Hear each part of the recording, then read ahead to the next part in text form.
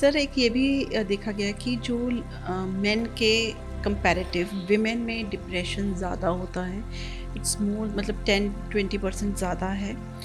और specially during child birth या after child birth, तो ये डिप्रेशन जो है वो जिसको पोस्ट पार्टम डिप्रेशन बोलते हैं, तो इससे ये मैंने भी फेस करा है सर। मेरा जब बेटा हुआ था तो for 6-7-8 months I was sad, जैसे कंटिन्यूसली।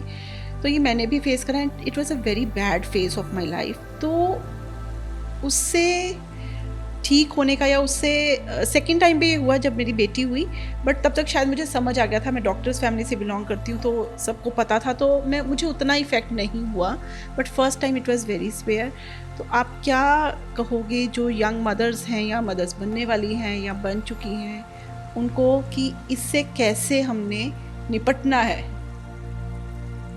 तो आपका पहला सवाल था कि फीमेल्स में मेल से ज़्यादा होता है, विच इज़ एब्सोल्युटली करेक्ट।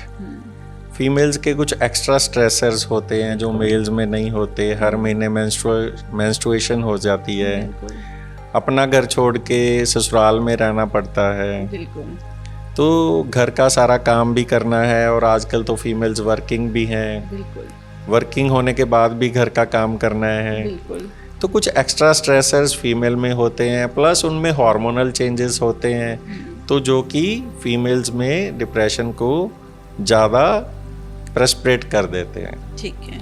और दूसरा सवाल जो ये पोस्टपार्टम डिप्रेशन का है, तो जो डिप्रेशन प्रेगनेंसी के 4 हफ्ते के बाद तक शुरू हो उसे हम पोस्टपार्टम डिप्रेशन बोलते हैं। ठीक है, मतलब कंसीव करने के, डिलीवरी के बाद 1 महीने तक। ओके। अगर 1 महीने के बाद शुरू हो रहा है तो उसको पोस्टपार्टम के उसमें नहीं लिया जाता है। ओके। तो अगर 1 महीने के अंदर अंदर शुरू हो रहा है डिलीवरी के, तभी उसको कंसिडर किया जाता है ये डिलीवरी से रिलेटेड है। वैसे आजकल नई गाइडलाइन में पोस्टपार्टम की जगह एक नई टर्म आ गई है, पेरीपार्टम।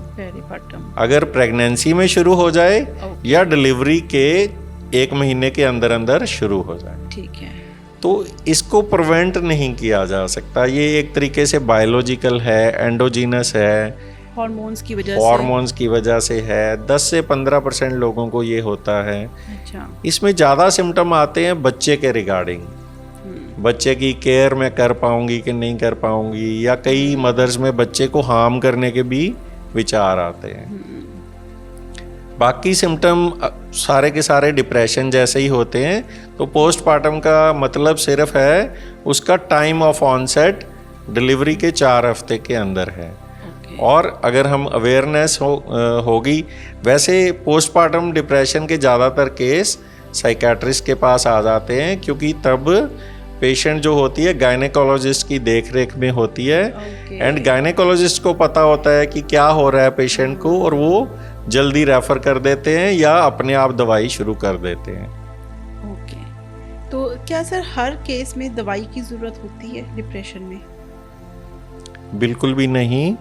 हम असेस करते हैं कि डिप्रेशन की सीवियरिटी क्या है। अगर डिप्रेशन माइल्ड है तो सिर्फ काउंसलिंग से भी ठीक हो सकता है। अगर मॉडरेट से सीवियर है तो दवाई प्लस काउंसलिंग की ज़रूरत होती है।